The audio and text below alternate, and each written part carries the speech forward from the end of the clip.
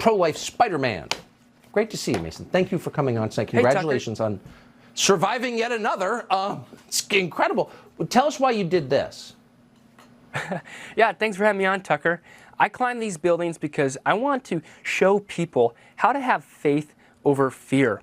Abortion is murder, and that's the truth. Okay, so I don't know anything about this kid, but he sounds like he's repeating everything he's ever heard from his pastor and his parents growing up. He sounds like he hasn't really been outside. I mean, clearly he's been outside because he climbs skyscrapers and stuff, but the way he says, I'm raising money for a 22-year-old disabled woman to show her she doesn't have to be afraid and she can have the baby. That's why this time around, I'm raising money for a woman named Hope. She's 22 weeks pregnant, and she is partially disabled, and I want to show her that she doesn't need to have an abortion, and she doesn't need to live in fear. Well, I don't really know why it's your say-so on if she should or shouldn't have it. Tucker Carlson could have done a segment where he did like guys who play chicken with Mack trucks. Like they just stand in the road and they wait to see who's going to jump out of the way first. Or you could have done a segment of somebody playing like Russian roulette with themselves. Like, I don't really see how this correlates to the same thing about it being life or death, because what if, again, incest, if someone gets raped, if someone's just really not ready for it, things like that aren't the same as choosing to climb a skyscraper or choosing to stand in front of a Mack truck. It's really not the same thing whatsoever. So many people my age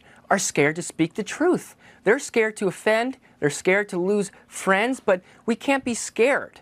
Abortion is just like climbing a skyscraper. It's a matter of life or death, and we don't have time for fear. Honestly, one of the most annoying abortion tropes that you'll see is that, like women just get them like they're popping Tic Tacs. Like, they don't worry about wearing condoms. They don't worry about being on birth control. They don't worry about any of that. And then there's a whole sect of people, the evangelicals, the people who are way far to the right, who they don't even want birth control. They don't even want contraceptives. They don't want none of that, because according to that and feminism, that's really what's destroying society. But again, it's just like, they talk about women as if I just love getting abortions. And that ain't the case. Like, how many people do you know personally, if you're watching this video, maybe you know a woman who got an abortion and it really broke her heart in some type of way, or it messed with her body, it messes with their heads. Like, it's not something that most women are gonna just be totally cool with happening. It's a big step, it's a big thing, but it's something that women should have the right to do legally if it's a choice that they think is best for them. Because as we know, abortions aren't going anywhere just because you make them illegal. So it's just cruel, and it's just punishing women for being sexually active. That's really all it is. Did you raise money by doing this?